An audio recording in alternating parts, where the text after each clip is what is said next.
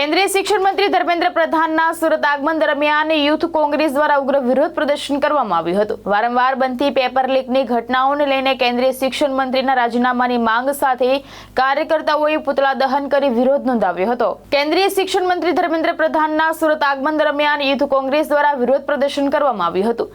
સુરતના માન દરવાજા વિસ્તારમાં યોજાયેલા વિરોધ પ્રદર્શનમાં મોટી સંખ્યામાં યુથ કોંગ્રેસના કાર્યકર્તાઓ જોડાયા હતા। આક્રોશિત કાર્યકર્તાઓએ ધર્મેન્દ્ર પ્રધાનના રાજીનામાની માંગ સાથે તેમના પુતળા દહનનું દહન કરી વિરોધ નોંધાવ્યો હતો। વિરોધ પ્રદર્શન દરમિયાન પોલીસ અને કાર્યકર્તાઓ વચ્ચે ઘર્ષણના દ્રશ્યો પણ સર્જાયા હતા। પોલીસે કાયદો અને વ્યવસ્થાની સ્થિતિ જળવાઈ રહે તે માટે વિરોધ કરી રહેલા યુથ કોંગ્રેસના કાર્યકર્તાઓની અટકાયત કરી વધુ કાર્યવાહી હાથ ધરી હતી। આજે સુરત શહેર યુવક કોંગ્રેસ દ્વારા ધર્મેન્દ્ર પ્રધાન શિક્ષણ મંત્રીનો વિરોધ કરવામાં આવ્યો છે જે વારંવાર પેપર લીક હોવા છતાં હજુ સુધી કોઈ વિદ્યાર્થીઓને ન્યાય મળ્યો નથી।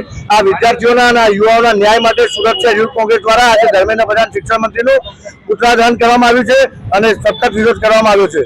આવનારા દિવસોની અંદર ભારતીય જનતા પાર્ટી આવા ભ્રષ્ટાચારી જે મિનિસ્ટર છે શિક્ષણ મંત્રીના એમને જલ્દીથી જલ્દી રાજીનામું અપાવ્યું છે, એમને એમની પદથી ખસેડી છે એવી અમારી માંગ છે। આવનારા સમયમાં કોઈ પણ વિદ્યાર્થી સાથે આવો ચેડો કરવામાં ન આવવા દેશે। અમે કોઈ પણ વિદ્યાર્થીઓને યુવાઓ સાથેનો અન્યાય સહન નહીં કરીએ। કોંગ્રેસ આવનારા સમયમાં દિલ્હી લડત ચાલુ રાખશે। ભાવેશ ઉપાધ્યાય, દ્રષ્ટિકોણ ન્યૂઝ, સુરત।